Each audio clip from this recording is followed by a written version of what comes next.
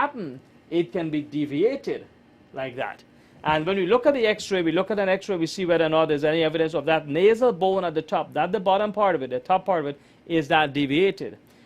Coincidental finding this patient was also evidence of, because she had chronic sinusitis, also evidence of nasal polyps. That was one of a cause of a nasal bleeding, and also the fact that she was only able to breathe through the left nostril. She was unable to breathe to the right, had these large polyps. They were eventually removed, and she was able to breathe a lot better. There are lots of other things that are now being recommended for this, but basically the treatment of choice of a nasal polyp is medical first and then surgical after if it's not being remedied. When we also look at other things we can see from an x-ray, if we look at this, I spoke about this the last time, this is the ear. Obviously we can recognize this, the external auditory meatus. Then you have the eardrum. This is where we look for evidence of infection within the ear itself and evidence of infection against the eardrum. Now this is the external ear. That's the external ear here. Then this is the middle ear. When the middle ear becomes infected, it interferes with the balancing mechanism. That is when we start to have this feeling of vertigo. We're feeling as if we're on a ship, we're moving from side to side, or we lie down and we feel as if the room is spinning on us. Here again is the patient will present with deafness, dizziness, vertigo, instability, and unable to stand still, or feeling as if they're standing still. They're standing still, but they feel as if the head is moving. They feel as if when you ask them to look and see, they lie down, they will tell you the roof is moving on them. This is where the semicircular canals that control the balancing mechanisms are. But the same window here, actually the three bones that actually oscillates to provide us with hearing, can also undergo fusion, whether from an infection or from things like high cholesterol. Even high cholesterol can cause it and present with premature deafness. But here again in this patient, evidence of an infection within this can also cause this. Now if we look at a diagram in which we see evidence of maxillary sinusitis with evidence of fluid within the maxillary sinus, in a patient who is now presenting with vertigo and dizziness, it makes us all the more cognizant that the symptoms are related. Now, how do you treat? You have to treat vigorously, and probably the antibiotic of choice that is going to treat that infection. It is going to take 2 to 3 days before even the patient feels better. Here again, the important thing is to, when you communicate to your doctor and you ask for radiological evidence of whatever there is going on to help him or her to reach the diagnosis, you must be able to put it together as to why the evidence of fluid, let's say within the maxillary sinus, the evidence of the ear infection, and why are you treating me for an ear infection when I have evidence of maxillary sinusitis? The good thing, however, it's the same antibiotic that's used for the maxillary sinusitis will be the same antibiotic used for the ear infection. But for you as the patient to make the communication, why am I having facial pains? And you tell me it involves my ear and my head is going around. Obviously, if you know the connection between the maxillary sinus and the external and the internal ear, then you definitely can make the important decision that basically to tell your doctor, yes, I'm feeling better, or to inform that relative who's interested in your welfare, well, I'm not getting the ringing in the ears anymore, but I'm still getting the facial pain. Well, definitely shows that the infection in the ear is going, so you will get rid of that dizziness, the vertigo, the headaches, but you will still get some of the facial pain and the heaviness of the face, especially if there's evidence of fluid within that sinuses. So the importance of x-rays is not only for the doctor, is also to explain to the patient the connection between what are some of the symptoms they're having that are bothering them and some of the long-term, some of the secondary effects of having a co-infection in another organ system. That is all for now. Thank you.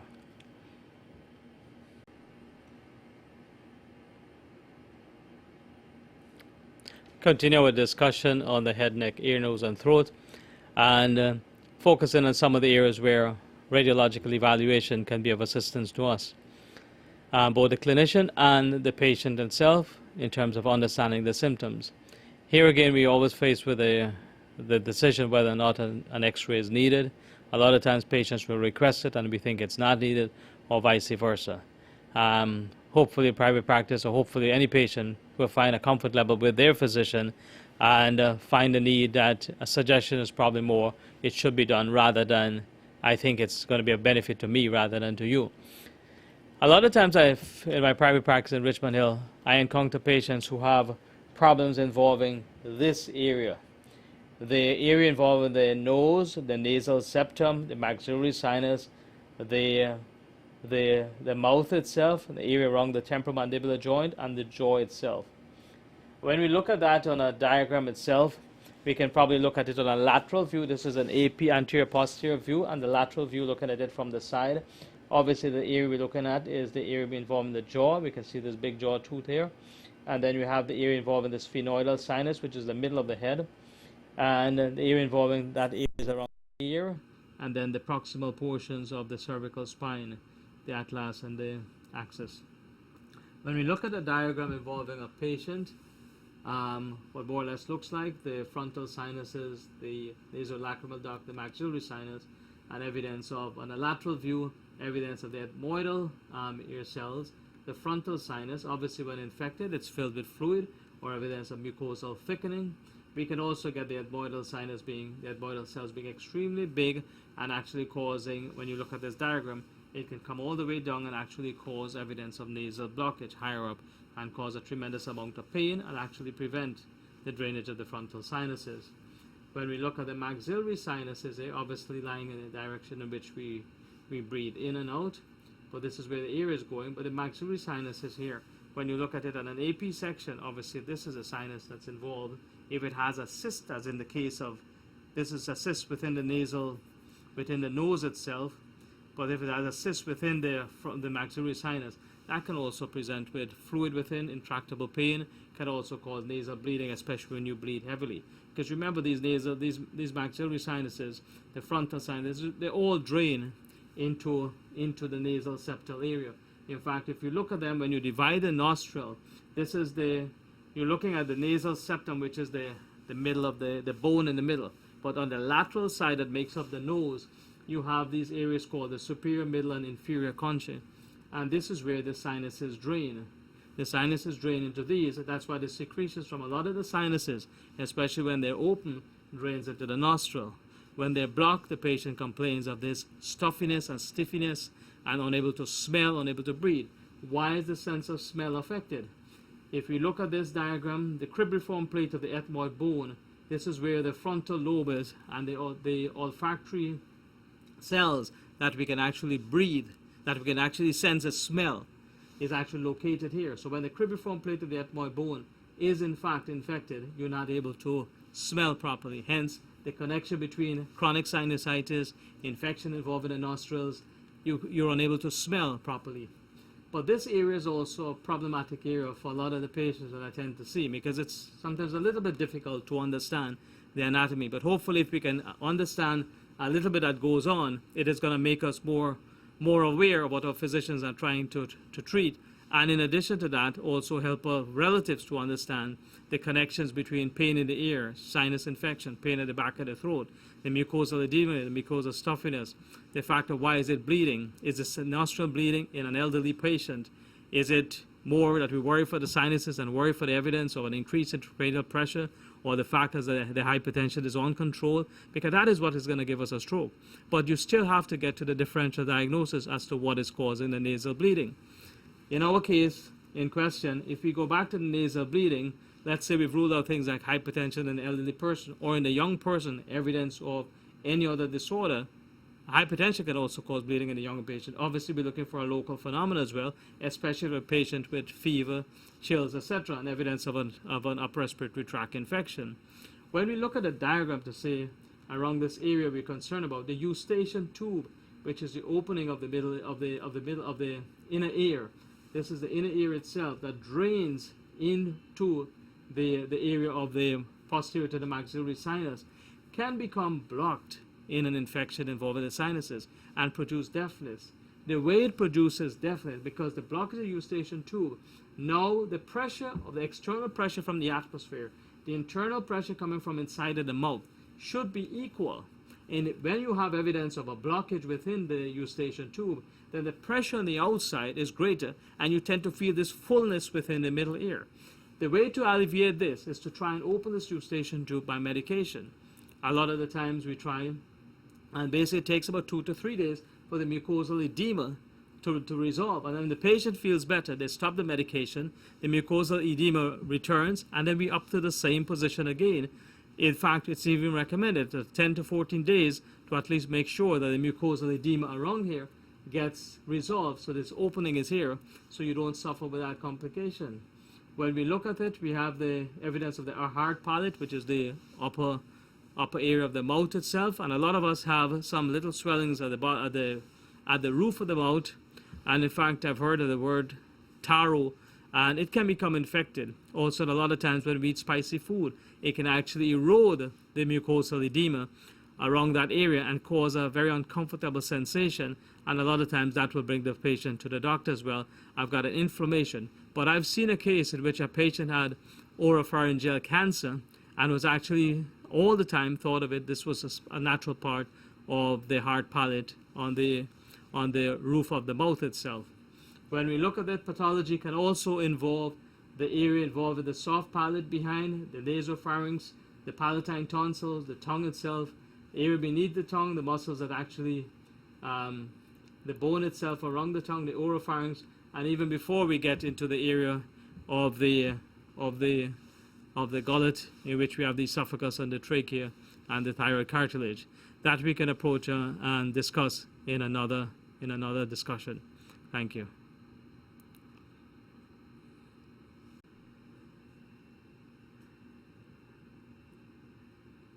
Our next discussion will be on another area in family practice that tends to be a little bit problematic in terms of patient presentation and physician's interpretation of those physical presentations.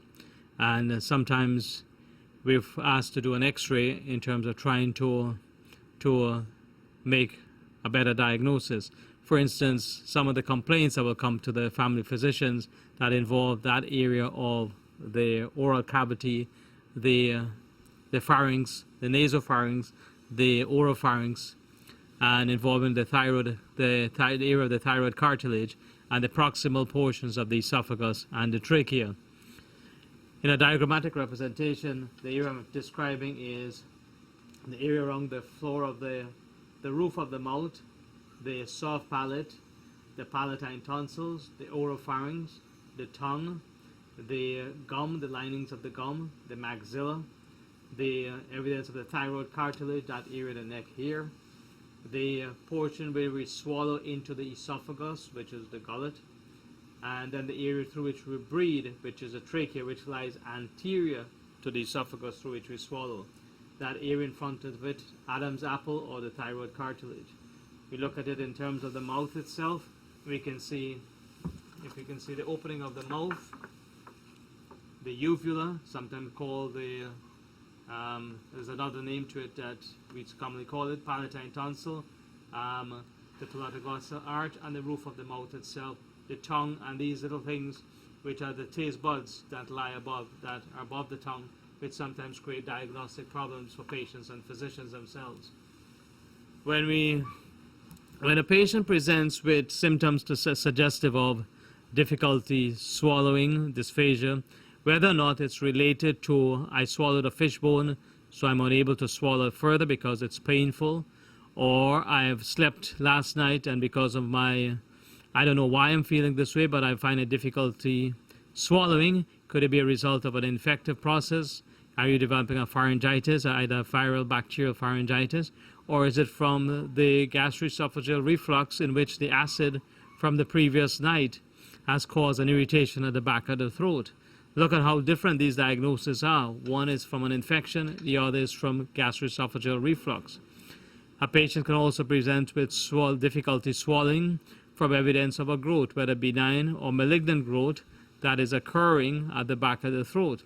Here again, you need to have a very good understanding of the anatomy as a physician, but as a patient, if you learn and you understand more about what the back of the throat and the proximal portion of the trachea and the esophagus, what it is, because it's not difficult once you see it to be able to recognize it. If we do an x-ray for someone who complains that they swallowed a fish bone, remember at all times, not all fish bones are radio opaque, meaning you will not be able to see all fish bones on an x-ray. So an x-ray in the presence of not being able to see a fish bone on an x-ray doesn't mean it doesn't exist. because the area where it tends to actually get stuck, or medication, and if so, what medications are those? Is it relieved by topical patches? How often do you have to use it? How often do you experience the pain? At what time of the day do you get the pain? These are all questions that are asked to differentiate whether or not this neck pain is actually a result of something that's local versus something that is not local. For instance, hypertension presenting with neck pain, migraine headaches presenting with neck pain. They're not localized to the neck itself, but they yet present with pain.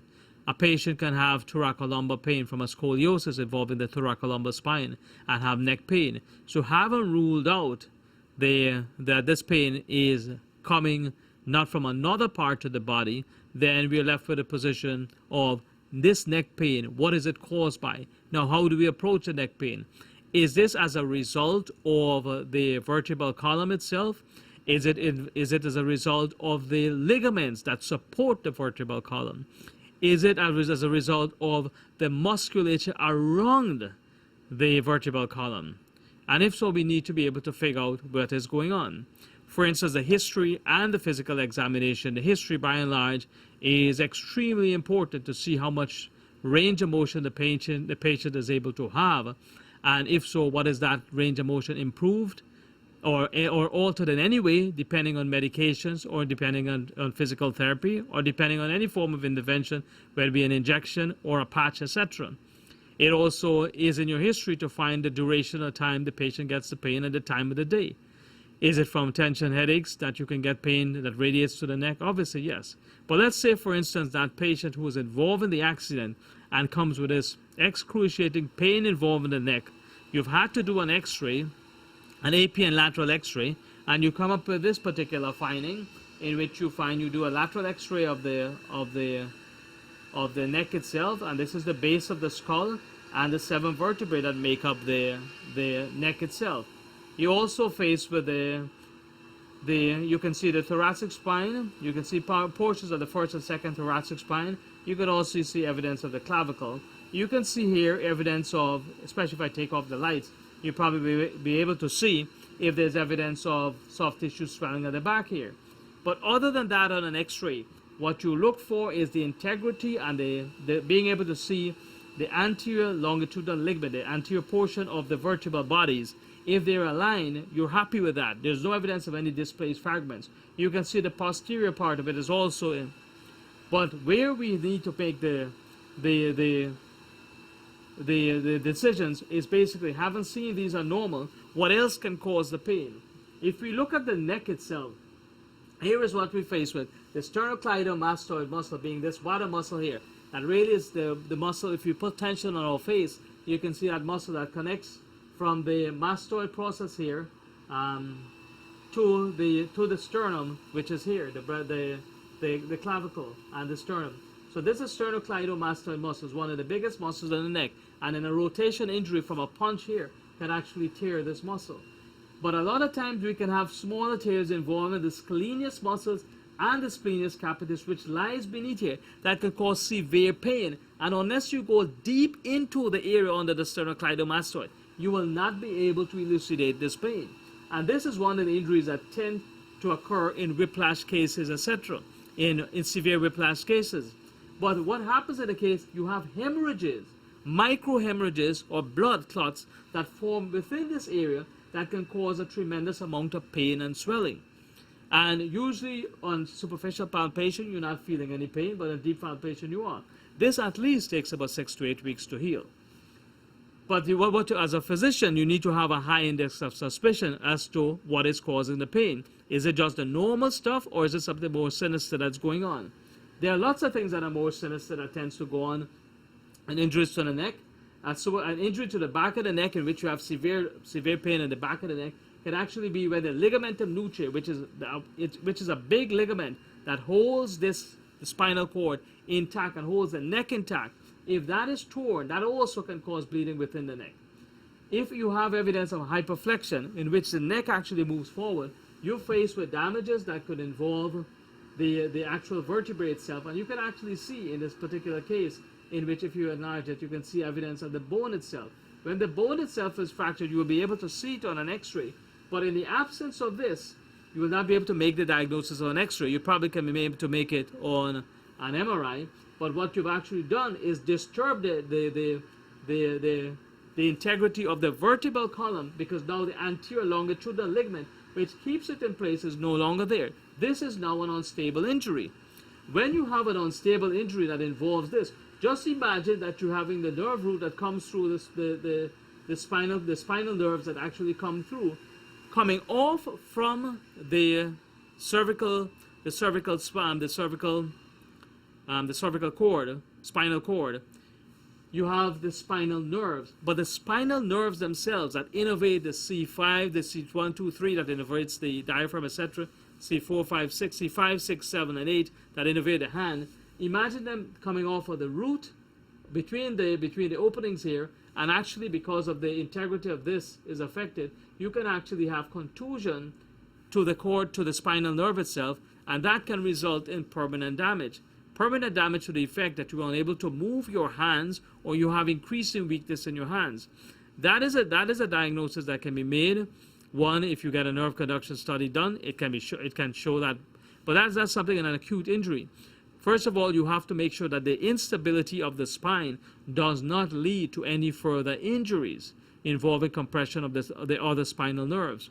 And having established that that is no longer possible because the integrity of the spine is maintained, despite the fact of having a fracture, you can still have the integrity of the spine being maintained. Then you need to find if the patient is having increasing numbness in the hands or increasing paresthesia involving the hands, then obviously you have to check to make sure that these spinal nerves are not being affected. Because with the impact force that you have from hyperflexion injury to actually cause a small fracture involving the vertebral bone itself, obviously you need to make sure that the softer tissues behind it, especially the spinal nerve, which are prone to injury, can the integrity of them are actually maintained. That in itself needs a high level of vigilance on the part of the physician to make sure they're checking with the patient for signs and symptoms and any alteration involving the numbness of the arms or weakness of the arms itself. But those are late signs. First of all, the patient should tell you that they're having persistent pain, and the index of suspicion should be arisen by even that complaint itself. That is all for now.